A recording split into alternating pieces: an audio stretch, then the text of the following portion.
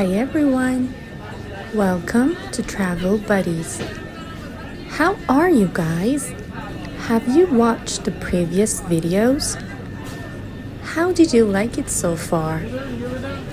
Enjoyed the historical places? Let us know in the comments what you think. I'd like to announce that this channel was made for showing the reality of Iran. What media doesn't show you, or maybe doesn't want you to know. We dedicate this channel for that. We do not engage in political activities and issues, and we appreciate your support for honoring our decision. Anyway, before we begin, make sure to hit the like and subscribe button and follow us on Instagram as well, using the links in description. Now, let's begin the walk. Where do you think we're taking you?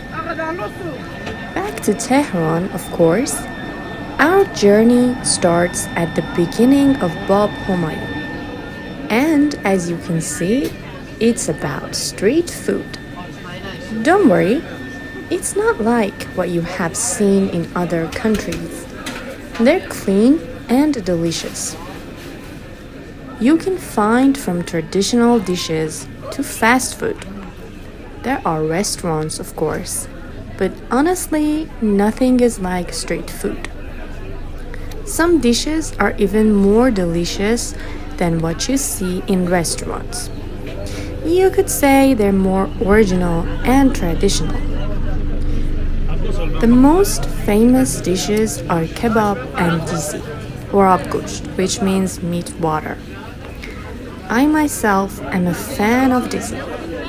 Everyone knows how to make kebab, but of course there are different kinds. But dizi, it takes a professional chef to make an amazing one. And I suggest, if you want to make a good one, let it be cooked for hours and hours. You can look up the recipe on the internet. There are so many streets that have street food all around Tehran and Iran.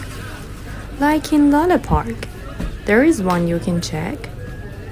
As I said, all around the city, from north to south, east to west, almost every street has at least multiple deli shops. All in all, you'll have so many options once you enter it. Hope you enjoyed the video. All the love.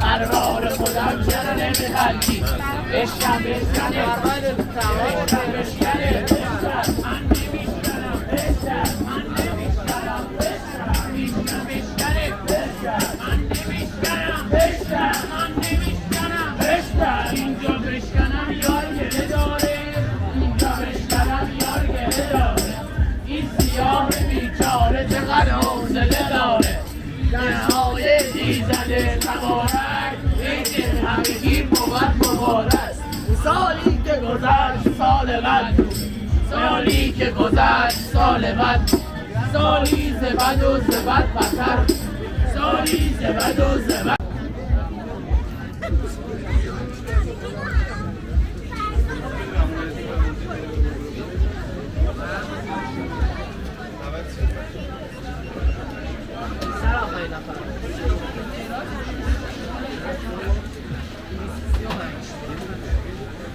با قارچ و پنیر یه دونه هم میشابه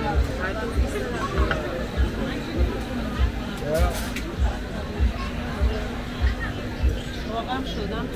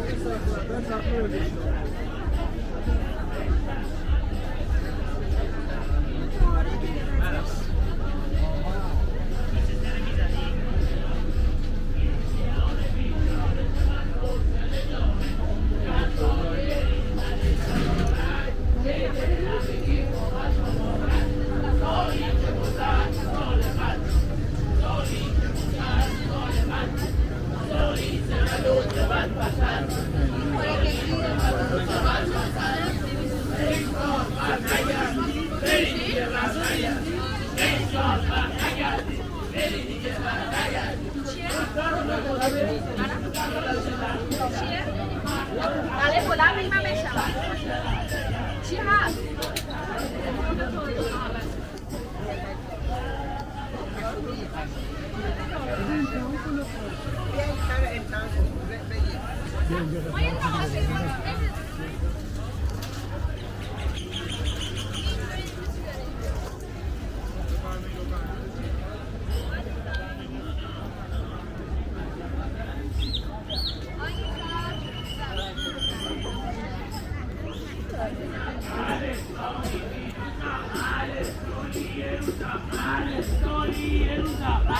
افرار خودم کامل ملک کن افرار خودم سر تو بالا کن افرار خودم خود بندی افرار خودم چرا نمیخندی بشکن بشکنه بشکن من نمیشکنم بشکن بشکن بشکنه بشکن من نمیشکنم بشکن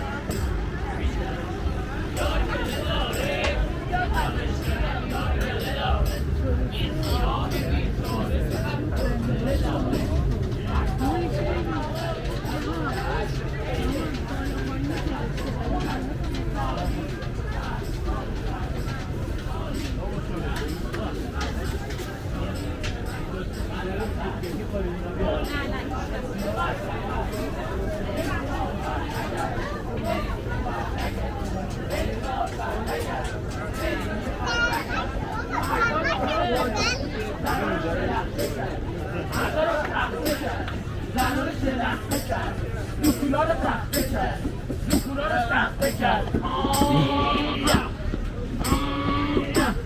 حسن رقی و روح الله جعبر صادق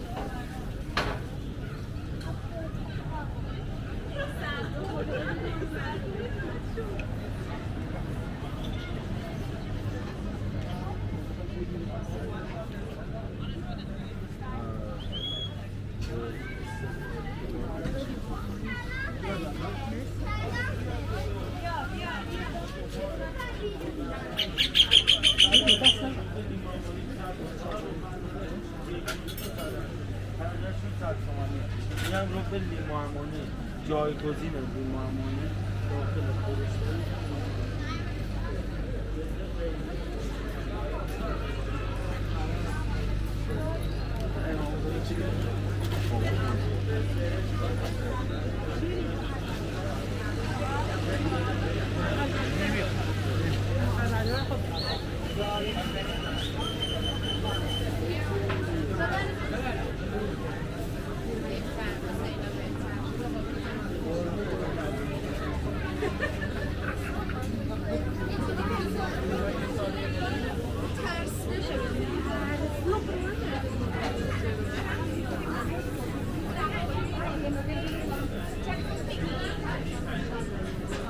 بشکم علی آقا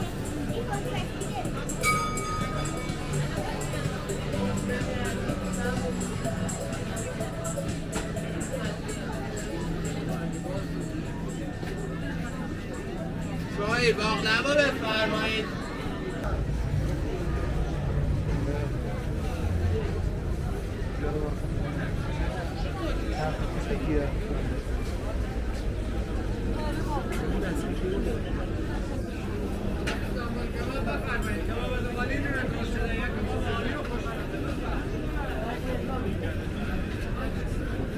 چه فازی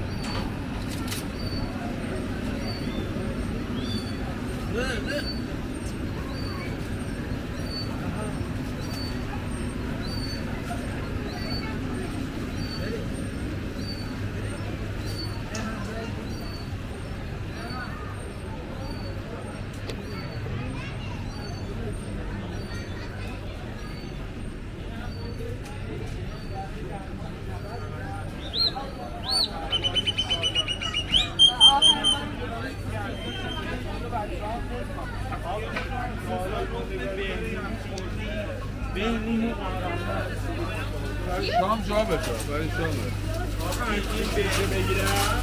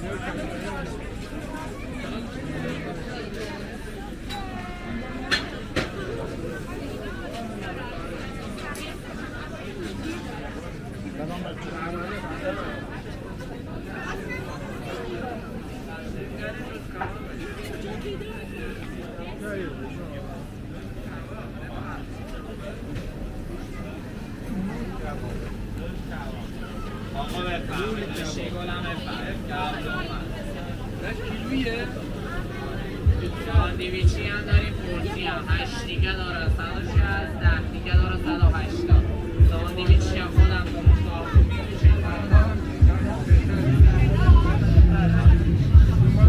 همینجا